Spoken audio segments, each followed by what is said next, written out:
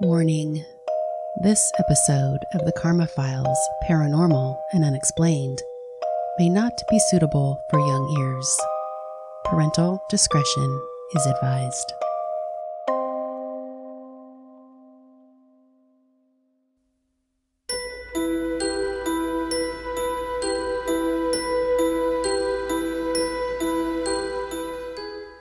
Welcome to the Karma Files, true stories of the paranormal and unexplained. Let me introduce myself. I'm Melissa. I'm an adoptee who grew up seeing, hearing, and feeling spirits. I thought I was the only one, and I was terrified. When I grew older, I discovered that my biological relatives were sensitive to spirits as well. Have you ever had the feeling you're being watched? Heard voices or been touched when no one is there? Have you ever seen objects move on their own accord? Have you had loved ones that have passed try to contact you to give messages to their loved ones from the other side? No? I have.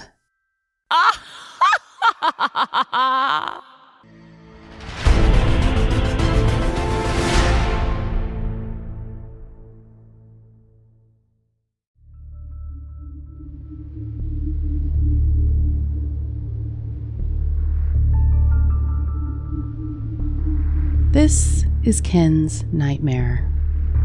Ken is a fictitious name.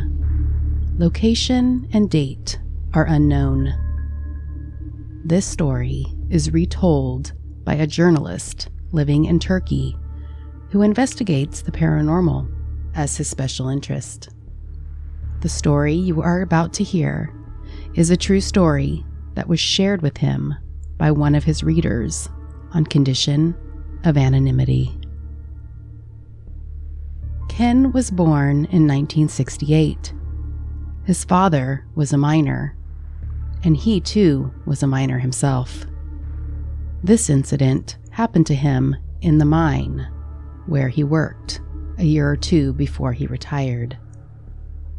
Everything started after an incident in the mine. That day, he went to the workplace as usual.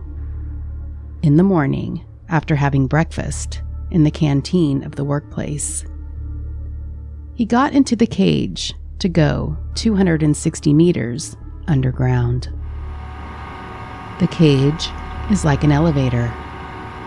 The mine workers preferred to call it a cage instead of an elevator because it is a simple device that works with a large crane, unlike an elevator. Ken went down into the mine and worked his shift. At the end of the shift, he started walking towards the bottom of the shaft. The shaft is the place where they get into the cage. He was slowly walking when an engine passed by him quickly. What he calls an engine would be considered a small train. It was a relatively simple device, pulling only wagons weighing up to 1 ton at most. There were workers on the engine. Normally, they are forbidden to do this, but sometimes, when the workers are very tired after work, they ride on the engine to avoid walking. Ken continued to walk slowly as the engine sped past him. Suddenly, Ken heard shouting coming from up ahead. Someone seemed to be moaning in a wheezing voice. He moved towards the direction of the sound to understand exactly what was happening. Ken looked around carefully, and when he approached the place where the sound came from, he saw that a body was lying in the water channel on the side of the air door. It was a man, and blood was flowing from him as if from a faucet. At that moment, Ken went into a short-term shock.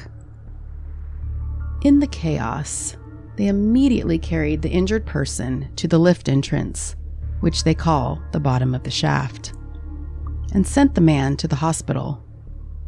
Ken could not get over the shock of that image. That day, the person who was injured in the accident died. This incident affected Ken deeply. He couldn't stop thinking about it. According to what he learned later, the accident happened as follows. While the workers were traveling with the engine, the air door did not open. Since the engine was also fast, the engine hit the door with great violence. The worker, who was caught between the engine and the door, was crushed badly during the impact. In the days following this incident, when Ken passed through that gate, it always seemed to him as if someone was still lying in the water channel. He couldn't pass through there by himself. He was too frightened. This area was not sufficiently lit, and it was always very dark. It was only illuminated by fluorescent lamps, which were sparsely placed in certain parts. Because of the psychological effect of the incident, Ken was completely disenchanted with work. In fact, he didn't feel like going to work at all, but he had to. One day, when Ken was at work, he was the last one left at the end of the shift in the area where he was working. Everyone else had left. He sat down somewhere to rest for a moment when he felt heavy, like a weight fell over him. It seemed like it would take him a lifetime to get from where he was sitting to the lift area. He told himself to rest a little where he was sitting, and then he would try to get up and go. His eyes closed for a while. He was between sleep and awake, and in this state, he saw a man approaching him from up ahead, holding a lamp in his hand. There was no work left at this hour, so Ken guessed the man had stayed later, just as he did.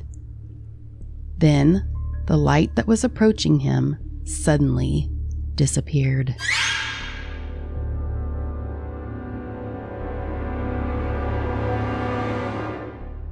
"Oh my God, where did the man go?" Ken said to himself. He then tried to think rationally and thought he would just sit for 1 or 2 more minutes. Maybe the man who just disappeared would come back, and they could go to the lift together. Then Ken's eyes closed again. He didn't know how much time passed. Suddenly, he woke up with a very severe slap. He immediately recovered and looked around. There was no one. It was impossible for someone to hit him and run away without Ken seeing them. Ken started running towards the lift in fear and panic. He didn't tell anyone about what happened. 1 or 2 weeks later, he was the last one again. This time, he hurried up and went straight to the lift entrance. As he sat down and waited for the lift to arrive, he noticed that something jet black was coming towards him. It had a lamp in his hand and a hard hat, but neither of them was lit. It was slowly approaching him. Ken called out from afar, "What's wrong? Did the lamp malfunction?" The man didn't answer. Instead, it kept coming slowly towards him. Ken felt a strong sense of fear, but he didn't know why. He wanted to get up and leave. He even wanted to run away. But he was paralyzed. He couldn't move. Although the figure was very close to him now, he couldn't see a face or body clearly. It was as if the man coming towards him was not a tangible substance, but a shadow or a silhouette. "Don't ever sleep on the hearth again," the man said. Ken could feel the man's speech, not in his ears, but in his mind. He spoke to Ken almost telepathically and then disappeared.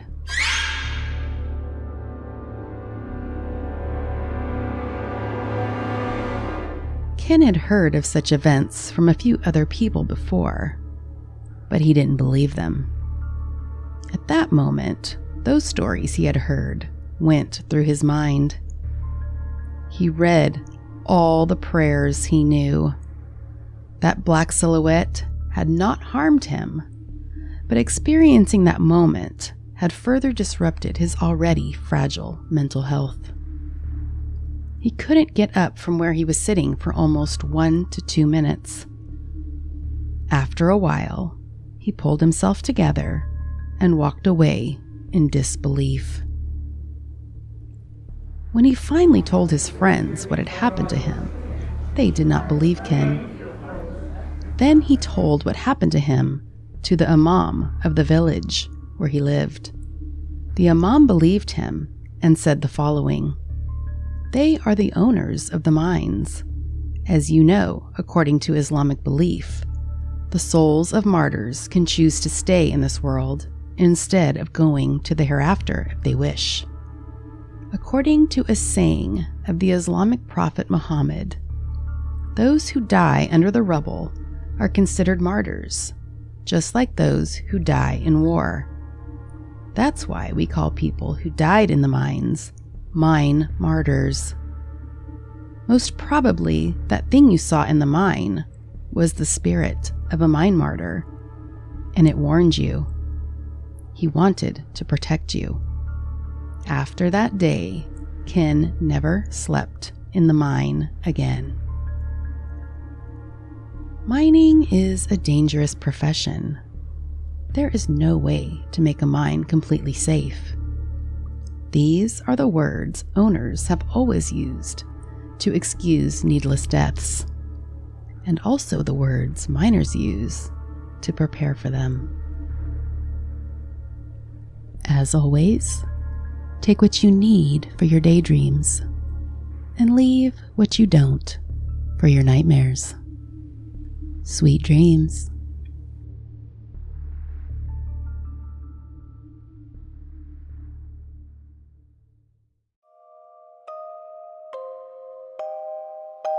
At times, my life can seem like the scariest of nightmares. Believer or skeptic, I know the veil is thin between us and those on the other side. Do you experience the paranormal? If you don't, maybe you're the ghost.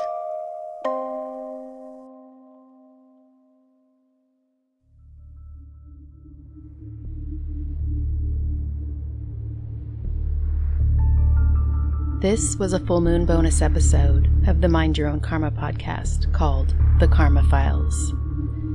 If you enjoyed being terrified by my story, please haunt my DMs on Instagram or Facebook to let me know that you're dying for more. Do you have a ghost story to tell? You can send me your short story at mindyourownkarma@gmail.com. And if it gives me the chills, it may be featured on a future full moon episode. I'd like to personally welcome you to my nightmares. I think you're going to like it here.